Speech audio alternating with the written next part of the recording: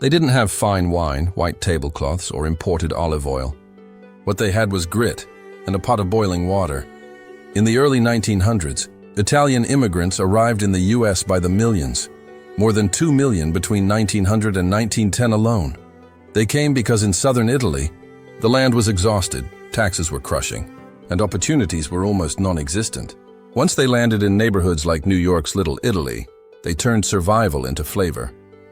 They stretched scraps into suppers, traded stories in steam-filled kitchens, and built a food culture that would outlive them all.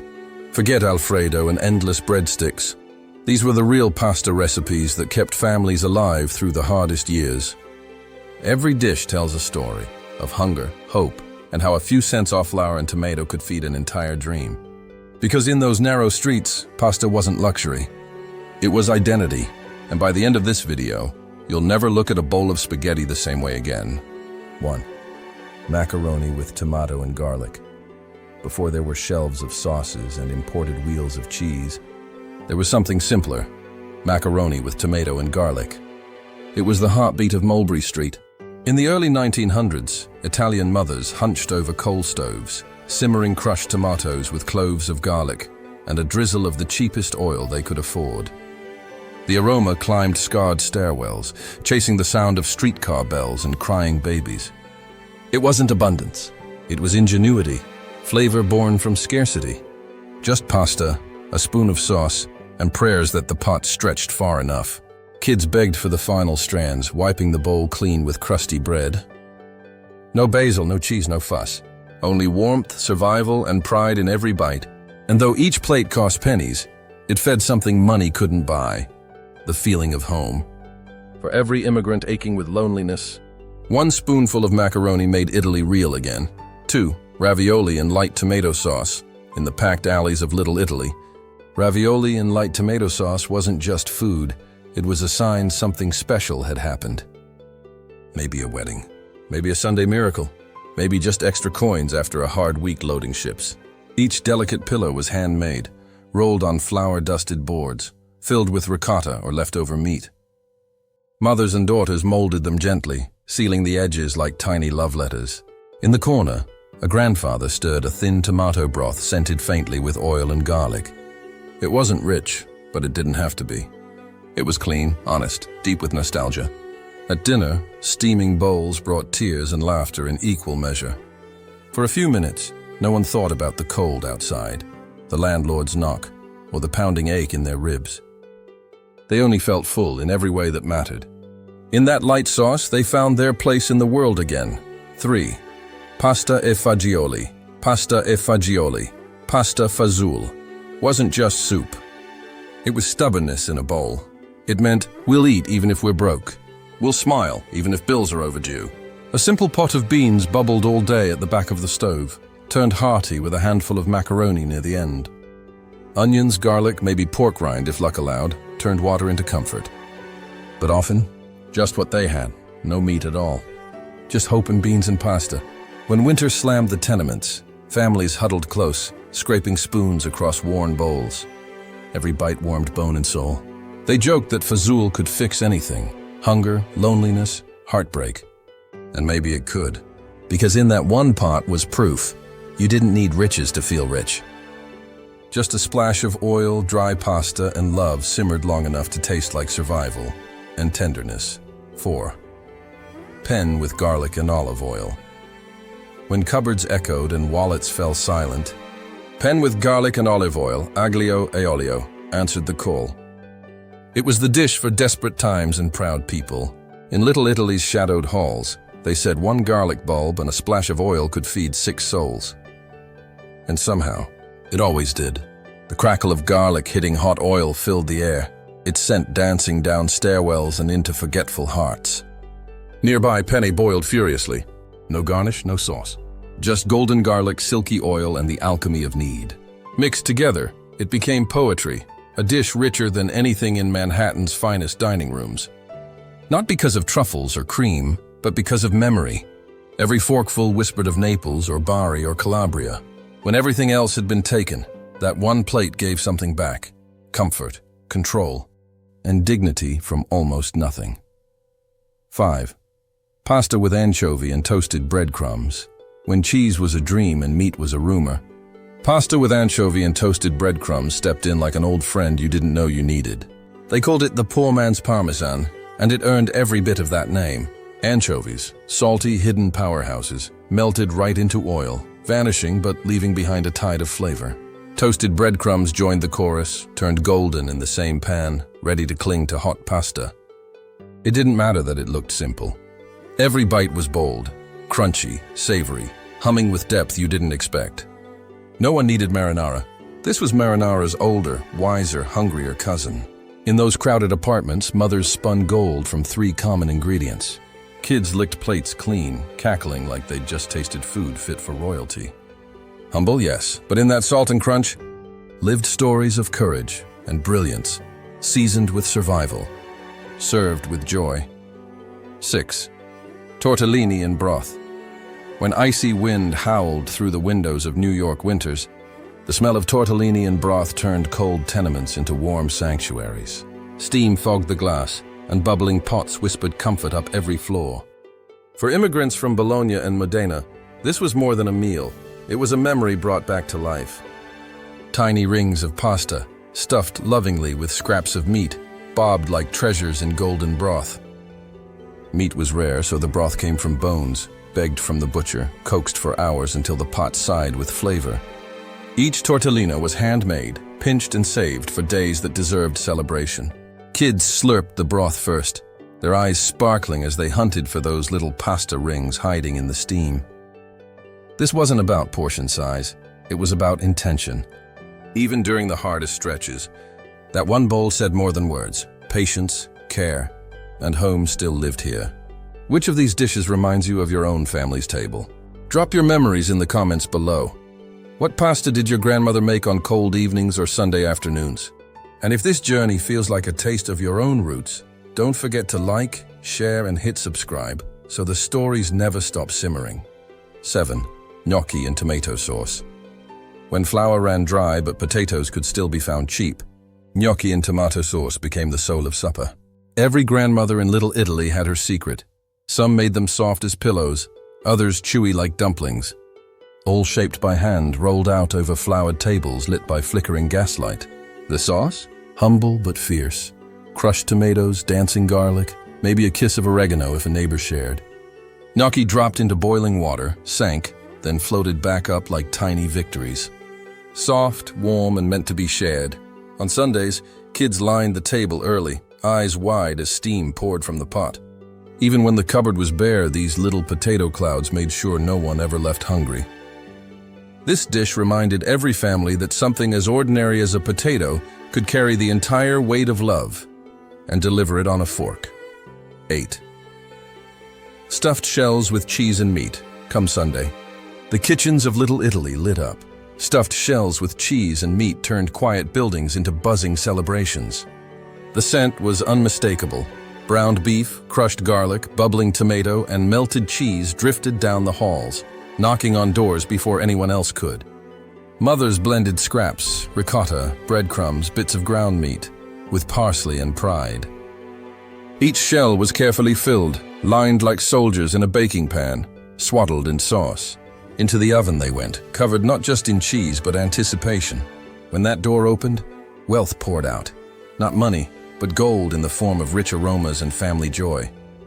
Plates passed hand to hand, laughter echoing louder than footsteps or debt. No one focused on what they lacked. These shells didn't just feed people, they lifted them. In a world that took plenty, this meal gave back more.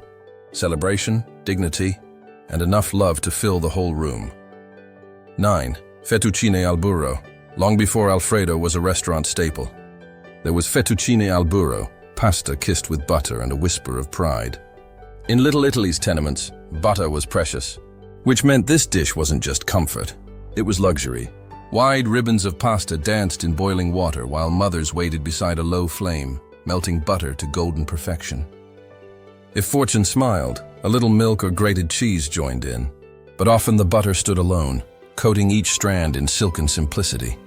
No tomato, no garlic, just hush and heat and the quiet art of doing things right. Families gathered slowly, bowls in hands, savoring the richness of something so beautifully basic. For immigrants who had left everything behind, this dish whispered a secret, that elegance didn't come from how much you had.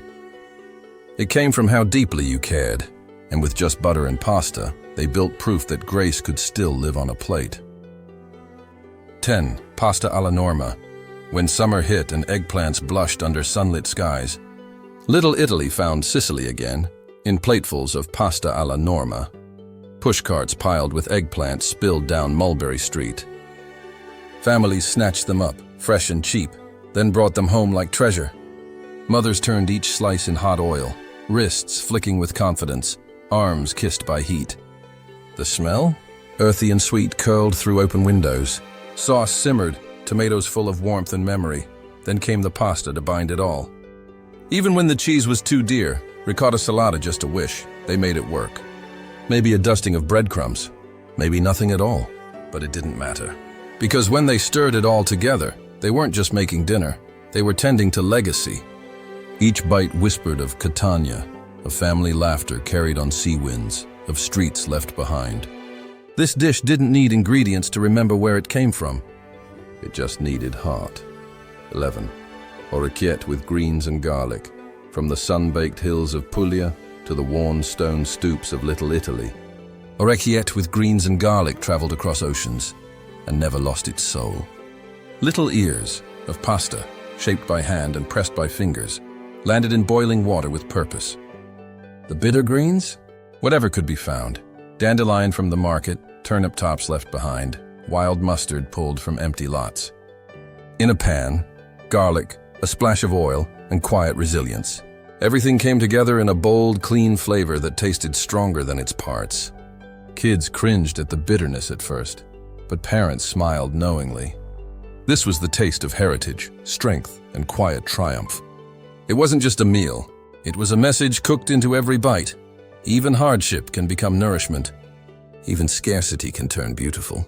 And this bowl, simple, rough, alive, carried the taste of home and the scent of a family that refused to give in. 12. Pasta with mushrooms and butter. When autumn blanketed New York in orange and gray, immigrant kitchens answered with the earthy comfort of pasta with mushrooms and butter, a dish born from longing for forest paths back home. Fresh mushrooms were rare luxuries, so they used what they had. Dried mushrooms, soaked until tender, their dark soaking water turned into gold. Butter melted in a pan. Mushrooms sizzled and sang. That deep woodland scent blanketed every square foot of those cramped apartments. The sauce stayed light, yet it hugged each bite of pasta like a second skin. No rich tomatoes, no extravagant meat, just the smoky spirit of pine needle trails and cool, damp ground. At the end of long shifts and aching bones, this meal felt like a soft exhale, the comfort of something warm, something real. Every forkful tasted like peace torn from the scraps of exhaustion, and the miracle of making magic from what most had forgotten. 13. Farfalle with peas and cured pork bits, springtime in Little. Italy meant color came back to the world, and with it, farfalle with peas and cured pork bits arrived on the dinner table. Peas were cheap and jewel-toned green, and the markets buzzed with noise and laughter. The pork, never the fancy kind. Just trimmings from the butcher, salted and saved, stretched to mean something. Fried crisp in a worn pan, they released that smoky aroma that made neighbors peek through doors. Then came the peas, tossed into the sizzling fat, followed by bow-tie pasta, catching every bit of flavor. Sometimes butter, sometimes broth stitched the dish together, even when both were running low. Kids loved it, the bright colors, soft peas, fun shapes. It was cheerful enough to erase the gray of factory floors and crowded streets. Bite after bite whispered the same gentle truth. Life didn't have to be perfect. It just had to be shared. 14. Spaghetti carbonara, before it was plated with finesse in trendy restaurants.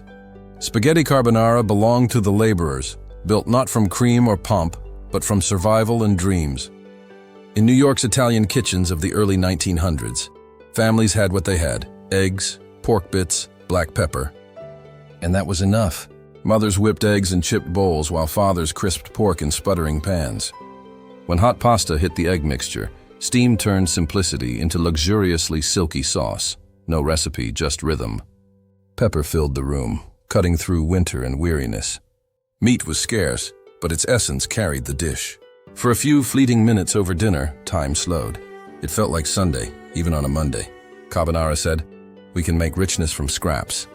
We can make style from skill." It was survival dressed up, not out of vanity, but out of love. And for families with empty pockets, that one meal felt like royalty at home.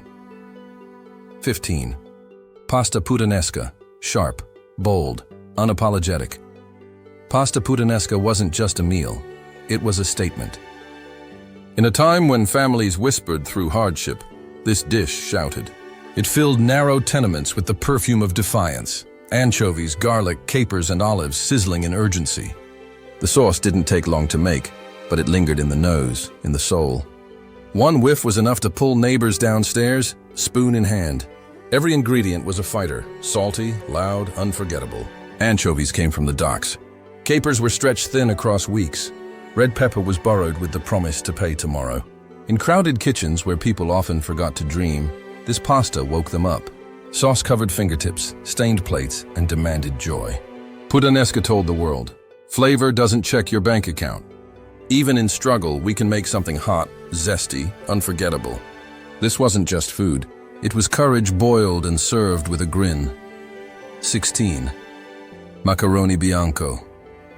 When the pantry whispered empty and tomatoes were gone from the market stands, families turned to macaroni bianco, white macaroni, a dish stripped back to its essence. Pasta, garlic, oil, and maybe, just maybe, a splash of milk or a pat of butter if fortune dared smile. It was for the quiet days, the leanest weeks when rent loomed and meat was a memory. Still, it had heart. The noodles shimmered under just enough oil to catch the light as garlic slices browned like coins too rare to spend. Kids twirled their forks, laughing freely, unaware the meal was born of calculation and prayer. No sauces, no flourishes, but it filled the room with a warmth richer than stock pots overflowing with cream. In those kitchens, macaroni bianco wasn't poverty, it was pride. A reminder that even without abundance, a family could share something made with love and walk away with bellies full and spirits lifted. 17. Baked pasta with seafood.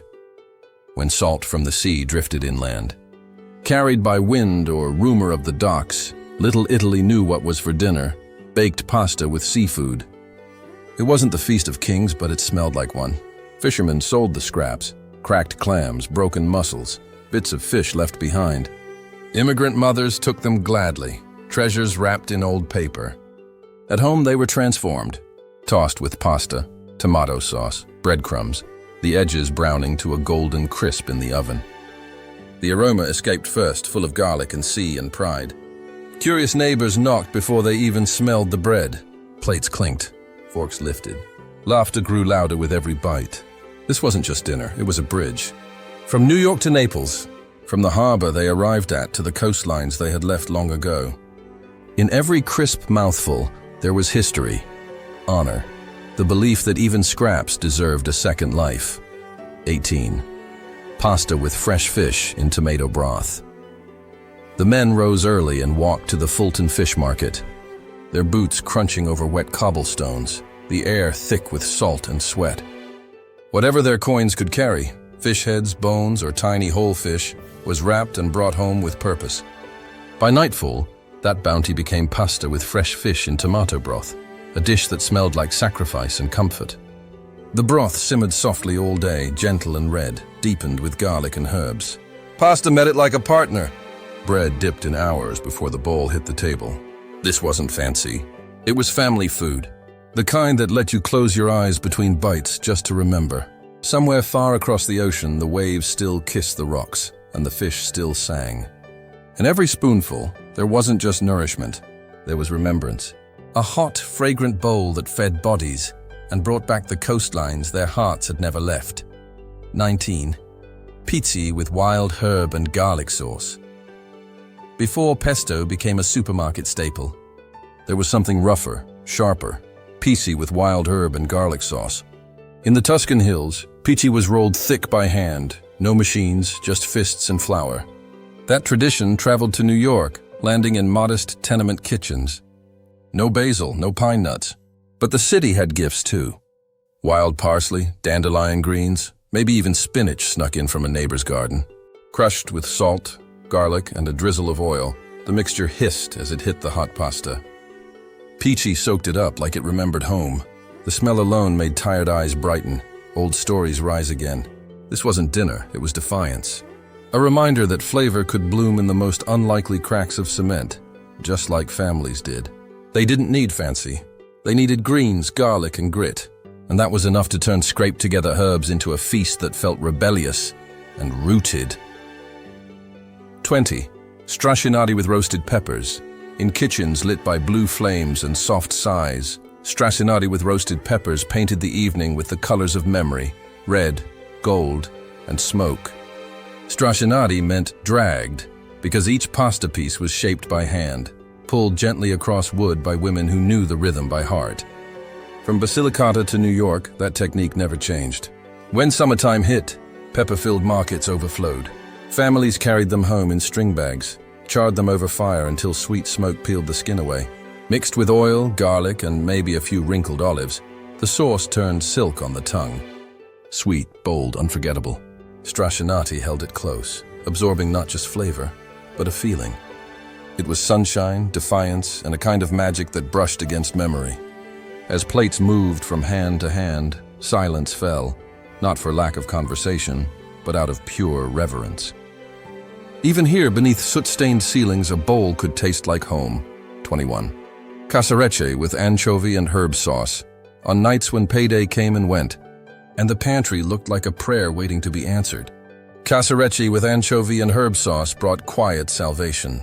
The pasta, shaped like tiny curling scrolls, was made to hold flavor, and flavor was the only luxury on hand.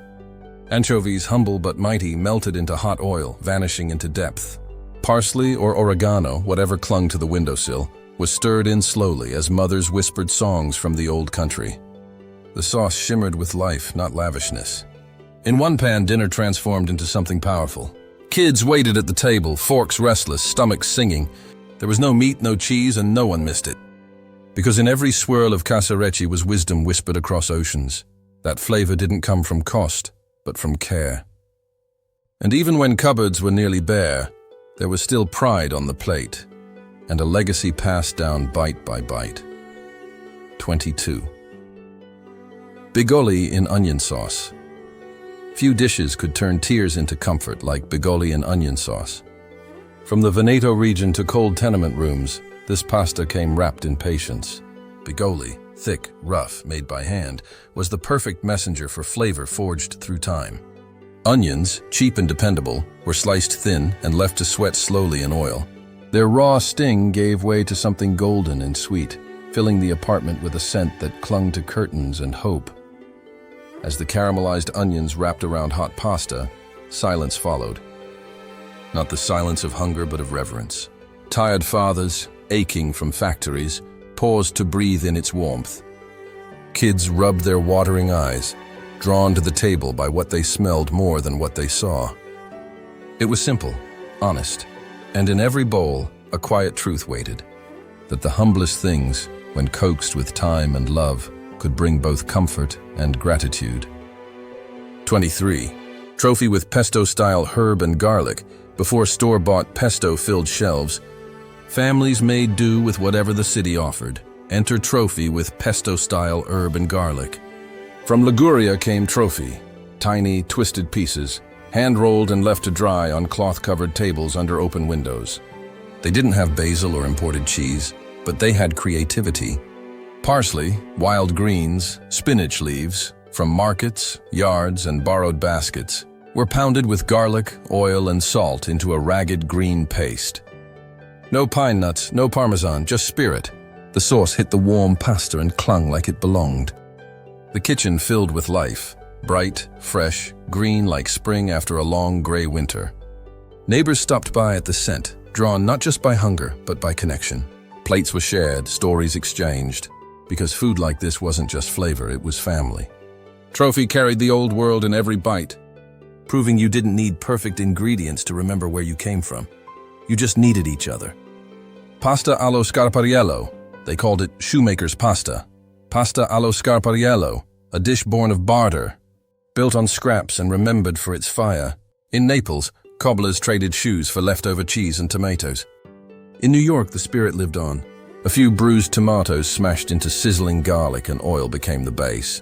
Into that, they melted cheese ends, bits of ricotta salata, crusty corners of parmesan no store could sell. What came out was golden, molten comfort. It wrapped itself around spaghetti like silk. No rules, just rhythm. Fiery, fragrant, unforgettable. It was the dish of resourceful hands, of mothers who could cook like artists even when their palates held only the scraps. Plates clattered and smiles spread. Everyone sat back when it was done, not full from indulgence but from satisfaction. Pasta allo scarpariello wasn't about elegance. It was about knowing that beauty could come from anything if you believed flavor was just another form of storytelling. 25. Pasta and vegetable minestrina. When winter dug in its heels and pennies slipped through cracks, pasta and vegetable minestrina pulled families through. Not quite soup, not quite pasta. Just enough of both to feel like hope. Chopped vegetables, the ones too bruised to sell, too soft to waste, made their way into the pot. The last potato, a lonely carrot, bits of broken pasta saved from the week before. It all simmered slow, becoming one voice, quiet, warm, resilient. Kids called it the poor man's feast, but their parents knew better. This was gold. This was survival with dignity. Steam climbed from chipped bowls and into tired faces, warming fingers and bones. It wasn't about excess. It was about what you could make from almost nothing. And in that pot, there was more than dinner. There was daring. There was faith. In every spoonful, families tasted the truth that kept them going. That love, more than anything, could still feed them. Ravioli and light tomato sauce, in the packed alleys of Little Italy. Ravioli and light tomato sauce wasn't just food, it was a sign something special had happened. Maybe a wedding, maybe a Sunday miracle, maybe just extra coins after a hard week loading ships. Each delicate pillow was handmade, rolled on flour-dusted boards, filled with ricotta or leftover meat. Mothers and daughters molded them gently, sealing the edges like tiny love letters. In the corner, a grandfather stirred a thin tomato broth scented faintly with oil and garlic. It wasn't rich, but it didn't have to be. It was clean, honest, deep with nostalgia. At dinner, steaming bowls brought tears and laughter in equal measure. For a few minutes, no one thought about the cold outside, the landlord's knock, or the pounding ache in their ribs. They only felt full in every way that mattered. In that light sauce, they found their place in the world again. Today, when we picture Italian food, our minds go straight to abundance. Plates stacked high, cheese melting endlessly, sauces rich and heavy. But the real story, the one too often forgotten, is far quieter. For the immigrants of Little Italy in the early 1900s, food was never about excess. It was about turning almost nothing into everything. A battered pot of boiling water could carry centuries of tradition, pride, endurance. From macaroni with tomato and garlic, to the quiet triumph of pasta and vegetable minestrina, every dish we've explored wasn't just dinner, it was a lifeline. The steam rising in those narrow kitchens wasn't just mist, it was history lifting itself off the stove. In the worst times, families didn't cling to what they had, they clung to what they could create together. Those recipes didn't die in tenements. They were passed down, from wooden spoons to suburban kitchens, from hunger to celebration. That's the true legacy of Little Italy, not the pasta itself, but the hands, the hearts, and the will behind it. Because twirling a fork into a strand of spaghetti isn't just eating, it's remembering. It's honoring. It's knowing that love is what makes the meal. If this journey through the kitchens of Little Italy stirred more than your appetite, if it stirred something deeper, don't let it end here. Hit subscribe and come with us as we dig into the recipes that built this country from the inside out. Share your story in the comments below. Maybe the pasta your grandmother made, maybe the one you make now. Because old recipes, they never really get old. They just wait to be told again. And somewhere, right now, in some small kitchen, a pot is boiling. Another story is being served. And history, it's still alive, one bowl at a time.